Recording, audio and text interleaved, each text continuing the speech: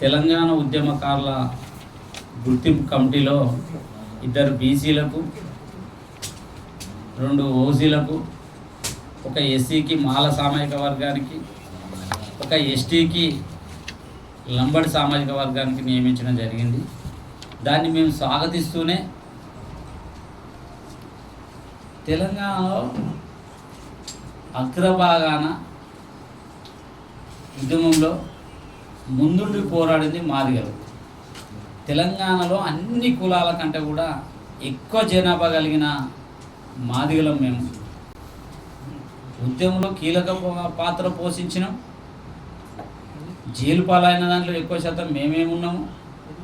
మొట్టమొదట అరెస్ట్ అయిన దాంట్లో కూడా 5 మంది తెలంగాణ ఉద్యమకారులు మొట్టమొదట అరెస్ట్ అయినప్పుడు విద్యార్థుల దాంట్లో 7 మెంబర్స్ 7 మందిని అరెస్ట్ చేస్తే 5 మాదిగ విద్యార్థులే ఉన్నారు.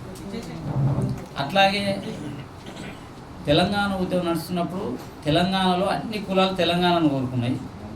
ఆంధ్రప్రదేశ్లో కూడా అన్ని కులాలను సమైక్యాంధ్ర కోరుకుంటే ఒక మాదిగ కులం మాత్రమే తెలంగాణ కావాలని చెప్పడం జరిగింది. అది మేము చెప్పడం కాదు, శ్రీకృష్ణ కమిటీ రిపోర్ట్ చెప్పింది.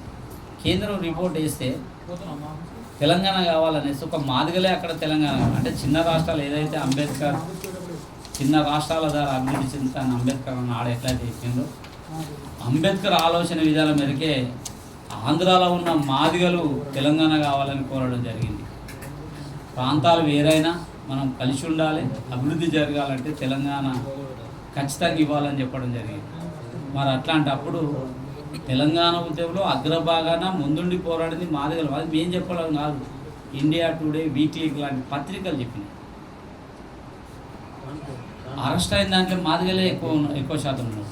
ధూమ్ధామ్ సాంస్కృతిక కార్యక్రమంలో రసమే బాలకిషన్, అంతడుపుల నాగరాజన్న, ఏపూరు సోమన్న లాంటి వాళ్ళు కాలుకు గజ్జె కట్టి ఊరూరున పల్లెపల్లెన తెలంగాణ కోసము మొత్తం పాటధార ఆటధార ఎన్నో కార్యక్రమాలు నిర్వహించి ఊరున్న పాట పాడితే మరి ఈ కమిటీలో మాదిగలను ఎందుకు వేయలేదనేది మేము రేవంత్ రెడ్డి సర్కార్ను ప్రశ్నిస్తున్నాం, డిమాండ్ చేస్తున్నాం.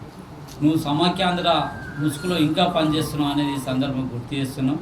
రేవంత్ ఇప్పటికైనా సమాఖ్యాంధ్ర వీనాడి తెలంగాణ కోసము ఎవరు ఎంత పని చేసారు, మా జనాభా ఎంత విషయం మీకు తెలియదా? మొన్న మీ ప్రభుత్వం వచ్చినప్పుడే హైయెస్ట్గా మాదిగలే టాప్ అని ఉందని మీరు సర్వే చేసినారు కదా. మీ కులంగాణలో మాదిగలే టాప్ అని మీ గవర్నమెంట్ ఇచ్చిందే కదా. మరి ఉద్యమంలో కూడా మేమే టాప్ కదా. అంతెందుకు నువ్వు సమాఖ్యాంధ్ర ఉన్నప్పుడు నువ్వు హైదరాబాద్ నుంచి కరీంనగర్ పోతున్నప్పుడు గన్ను పెట్టుకొని పోతున్నావు.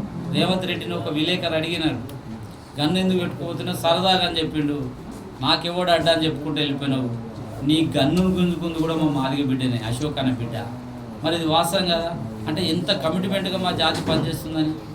ఇలా ఉస్మానియా ఉద్యమంలో జనవరి 3న విద్యార్థి గర్జన జరుగుతుంది. దాన్ని సభతెక్కి వేయించిన కూడా మాదిగల నేనే కదా.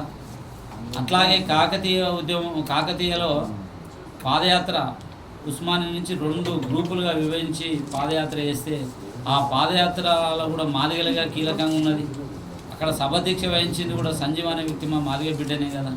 అంటే ఇంత చరిత్ర కలిగిన మాదిగలకు నువ్వు కమిటీలో ఉద్యమకారుల దాంట్లో గుర్తింపే ఇవ్వలేదంటే మాదిగలకు అన్యాయం చేసినట్టుగా మేము భావిస్తున్నాం. ఇప్పటికైనా రేవంత్ రెడ్డికి ఏమాత్రం బుద్ధి ఉన్నా, జ్ఞానం ఉన్నా, సోయి ఉన్నా తక్షణమే ఆ కమిటీలో మాదిగలను తీసుకోవాలని కూడా డిమాండ్ చేస్తున్నాం.